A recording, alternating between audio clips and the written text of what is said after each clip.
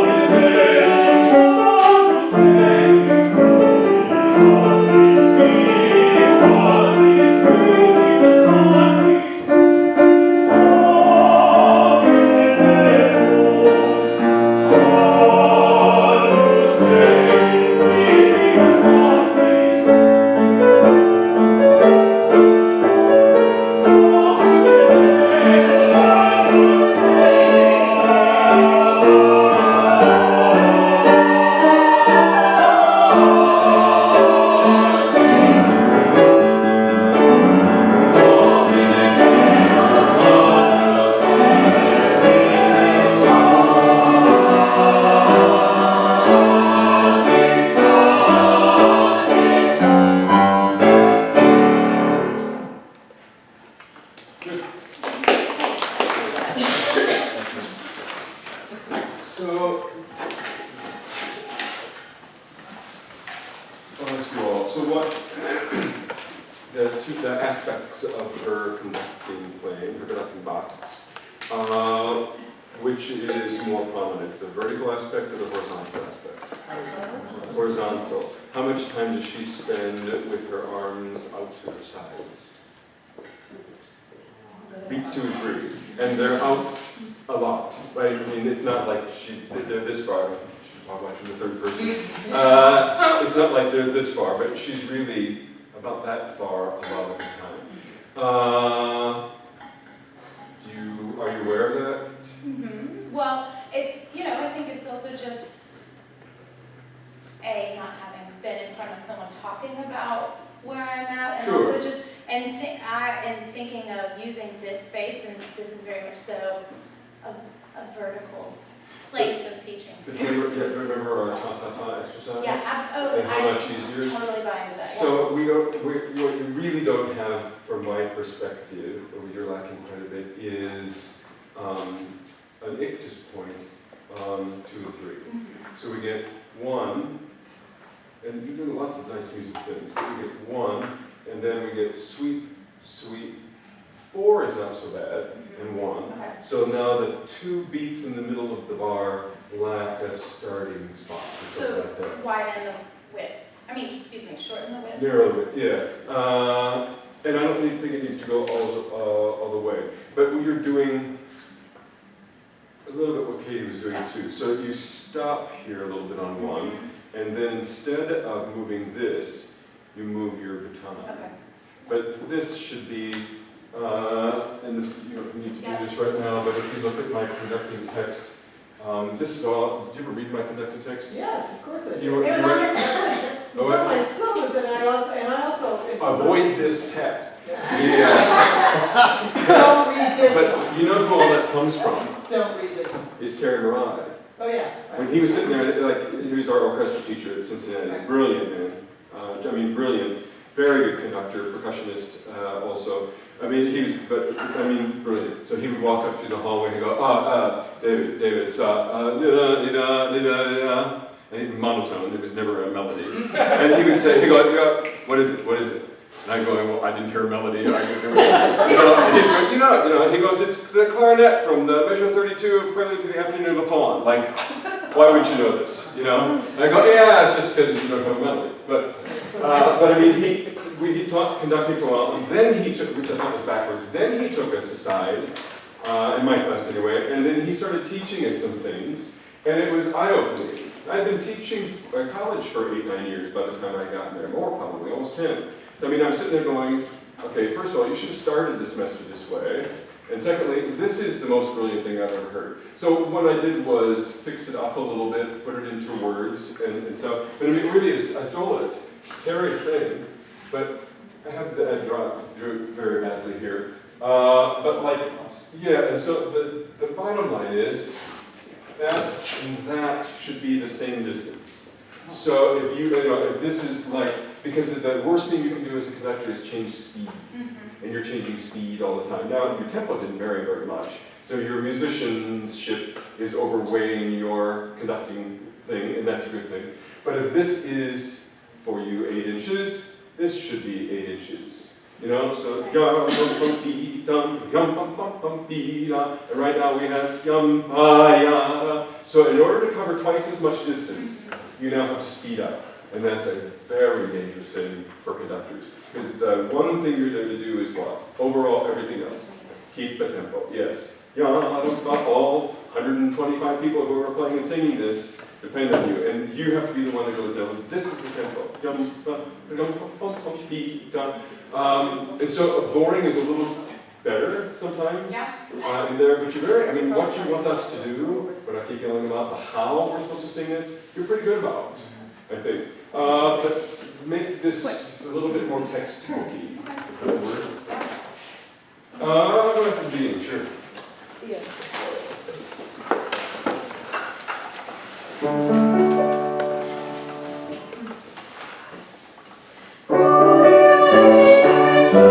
How many body parts are involved? About every single one of them. Every single one.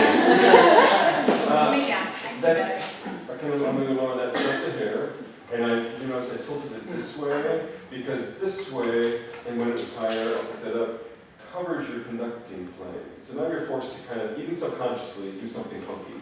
So I'm going to lower it and do this, and now the conducting plane is where we can all see it.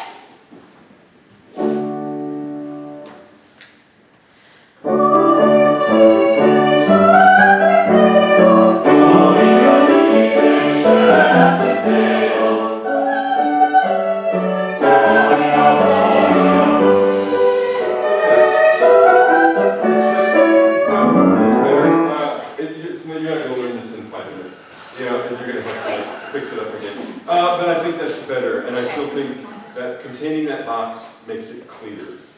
And clarity, there are two things, that's what I started to say this morning, two things in conducting that I think are essential. Clarity, you have to be able to read my language, and predictability. You need to predict what's going to happen from my pattern if you're going to do it right? So that's why it's hard to predict where that's going to go. But this, and there's another space, I would quit conducting. Nobody needs you. The soprano's not going to watch you anyway, right? And the strings don't need you. So like, there's a release and change character. Question, I want to make sure I don't get too clicky. Add too much subdivision into my. I don't see any. So this is better, like, this is a little clicky. No. But it's forceful, and I don't know that it needs to be. Give me an adjective for the beginning of this. Exuberant. Okay. Is exuberant forceful? It depends on how exuberant. We'll let that one go. Give me an adjective for bar 3. Oh, well, I think that's the exuberant section, and the okay, I gotcha. I think the character change. I would agree with it there. This I think this does this come as a surprise? Yes, it should. I think so. Yeah. A happy one, but yeah. It's like what she starts singing is suddenly writ large.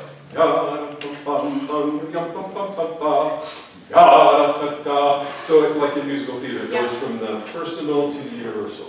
So she sings it, it means one thing. When we sing the same thing, now suddenly it's supposed to be universal. It's supposed to come to all of us. Okay. So this can calm down a little bit. I lay on about beat to do that and then do that. But don't make it forceful. Okay. All of this is, first of all, he's not that late into the classical period. There's still some Baroque in him. Okay. So everything in Baroque is related to what other art form? Yes. Dance. Great job. Yeah. So there's like dance missing out a little bit. And I think it can just lighten up a little bit. Okay. And let us go. And also on the exuberance we're talking about in bar 3 relates to what we discussed with Mark. It's coming from the basses on the other side of the orchestra, right? And then even at the end of the piece, there's like 4 measures of that, just to drive that whole thought home when he does that. So just add to what we talked about with Mark. There's we won't tend to get into this too much. This is a rhetorical device. If you went to school, you'd be a lawyer, or you'd be a preacher, right? So I mean, this is rhetoric. Yeah. So she says it, we repeat it as a rhetorical device, and that's left over from the Baroque period a little bit. So what it does, and the same thing like in the Kyrie, where you guys were working, Kyrie eleison, Kyrie, so it's repeated at a higher pitch, right before it ends and stuff. That's all rhetoric. It's all how to get his argument across. And that's exactly what this is too. And it goes on to repeat the same rhetorical device, and then it goes on to with something different. And this harks back to the beginning of it there. So I mean, think of it as a speech, which is what rhetoric is, how to give a good speech. Her lecture recital was on rhetoric. Oh, was it? Ah.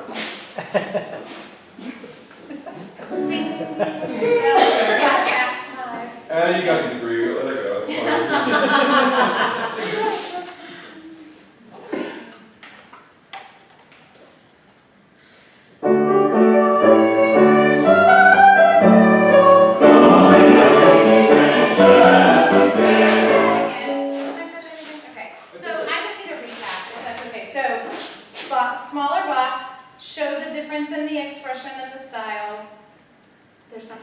The smaller is already better, okay. And it's already clear. It helps because I've been up here a little bit too.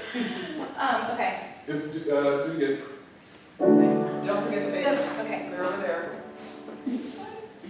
Fountain noise. Could you do this for me so I get the visual? Thanks. Okay. My teacher, Robert Fountain, I go back to him all the time about things. He always said conducting is 2 things. What do you hear, and what are you going to do about it? So, I mean, if you don't, in my lessons with him, some of my first lessons were Brahms Requiem, I've told this story 100 times, and there was nobody playing the piano. He sat there in his chair, no score. So I had my score in front of me, we're going,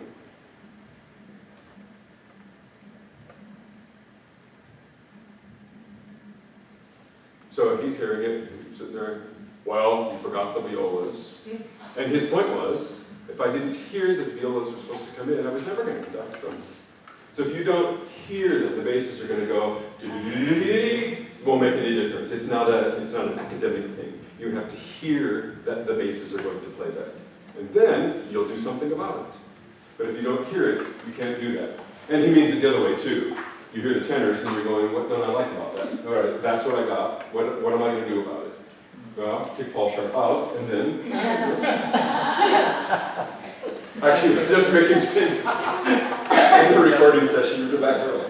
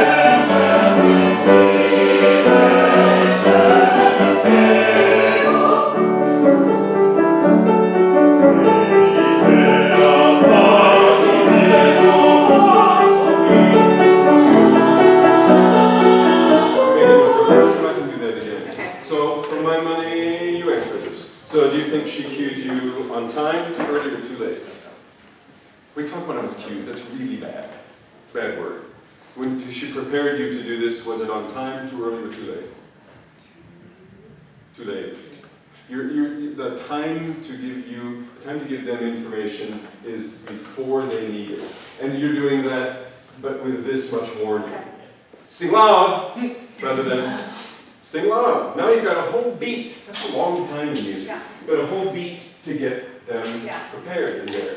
And I think you're late all of those things by that much. Okay. It's not hideous, but it's not enough time, and it's not enough time for these guys. Okay. So where did you look at the very beginning? Our imaginary visitor back there somewhere. Instead of looking at these two young ladies right here, okay. You really have to look at them. It's a funny thing, and I mean, it may not come naturally to you. It does not come naturally to me. Yeah. I've taught myself to do it. Yeah. You know, I've taught myself to look at people directly. You may not believe it, but at that party, I'm the one on the outskirts. I'm the one on the outside with my wine, but watching what's going on. Yeah. You know, lots of conductors are very introverted people. Yeah. It's not, but you can. This all learned behavior. But it's interesting. You look at one person. And everybody around him thinks you're looking at them. When I did Reading Choral Society for 11, 12 years, and somebody came up and they would go, oh my God, you're like, right at the hard part where the soprano starts to sing, you look right at me. And I wanted to go, no, I didn't, but it looked like it. You know, but you look at one person directly in the eyes and it communicates that something. So it can't be, you really have to learn how to do it. Yeah. You know, sometimes I look at people when they're not watching. So I'll sit there going, and then they look up, they go, and they're going, yeah, I'm up here. It's a tenor, right? It's always a tenor. Start it again, better. I thought this time, in terms of the sweeping thing, wasn't quite as good. But I thought the time before you had done better about getting that out of there. But it still happened on 3. Okay. 1, 2, 3. So 1, 2, 3. Just think more vertical through all of it. It's that cross, 1, 2, and then this. Am I turning my hand too much? Yeah. 1, 2, then it heads this way. This is what I'm talking about earlier. That, you know, go up a joint. Remember I was saying, you know, go up a joint? Okay, the reason why this happens is the elbow comes up. It's, you know, it's this. 1, 2, elbow comes up. So the only thing you can do is this. You see, so it's up this joint that's making that happen. So if you keep this, boom, and don't let your elbow come up, then it will keep that vertical nature to it. That's better. I still think you're working at it too much. If you would relax a little bit, if it was less emphatic, that's another thing I say all the time in classes, in this supposing center, conducting just has to be clear. It doesn't have to have emphasis. It doesn't have to be 1, 2, 3. It can just be dum dum bum bum dum dum bum bum bum bum. You're still dancing, but I still feel like you're going 1, 2, 3, 4, 1, and there's like energy. So that energy's got to dissipate somewhere. And right now it's going 1, 2, yeah, and it's dissipating out there instead of being into the pattern. So less energy sometimes fixes that.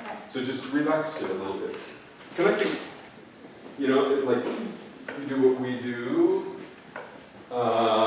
It's one thing when you're conducting, in class, when you're conducting for this and you're doing this for a little bit. What happens then when you're doing a 3-hour opera?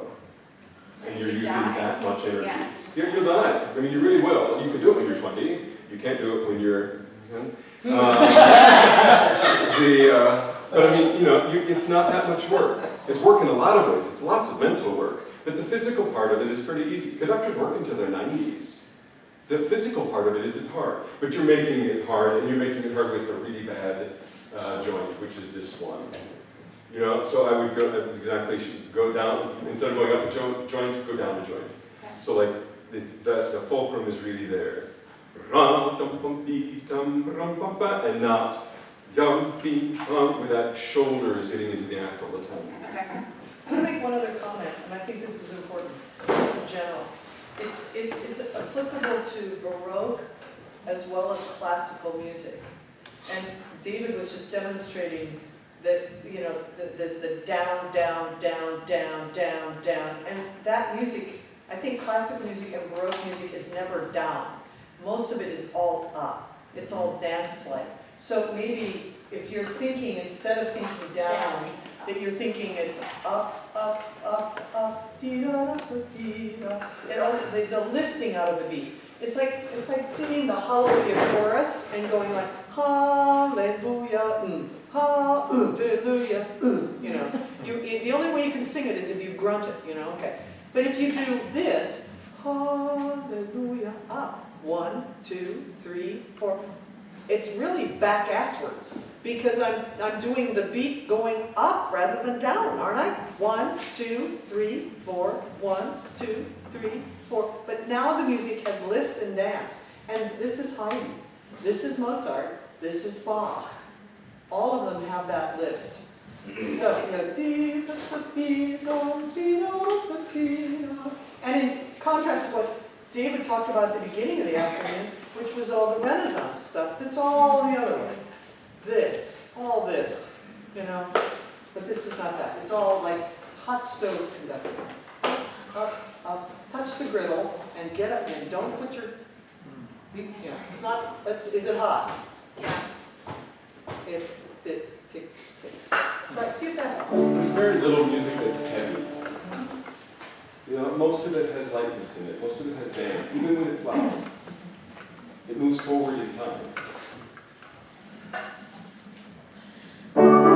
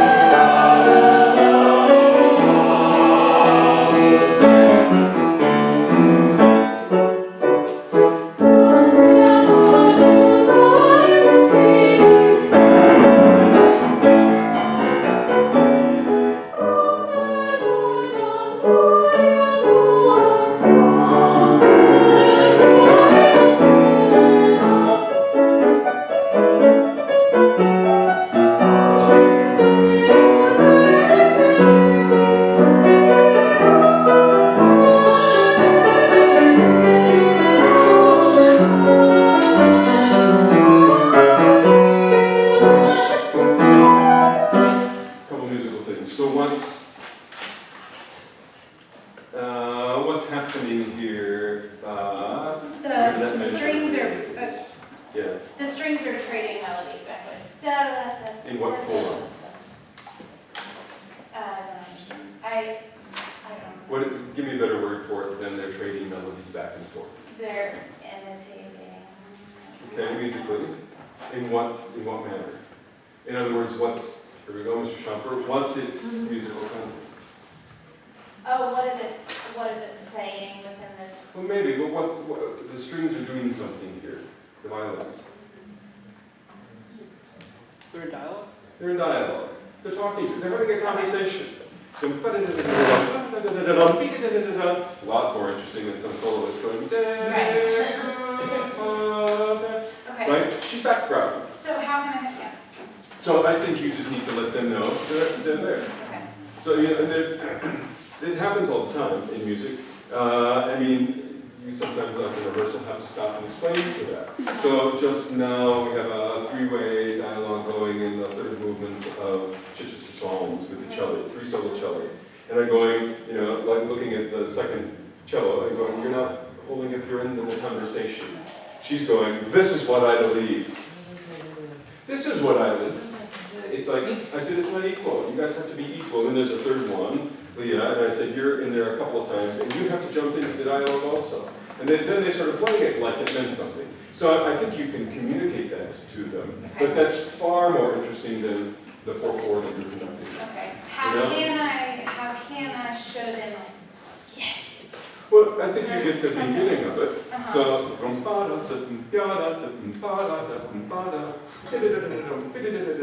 I think they know that, oh, okay, we're doing this. By looking at somebody, you're going, you're important now. You're important. You're important again. Now you're important. Yeah. Right? Rather than just like, I don't know. Yeah. Right. You know, Yeah, I mean, yeah, yeah. 4/4 is like, this is another thing, when I conduct all of this, I don't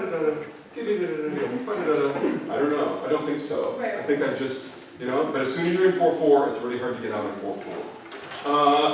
There's something else Can back I here interject too. just one thing, I know we're almost out of time, and that's at this place. Not only is there dialogue between it, but it's also, it's sequential. So,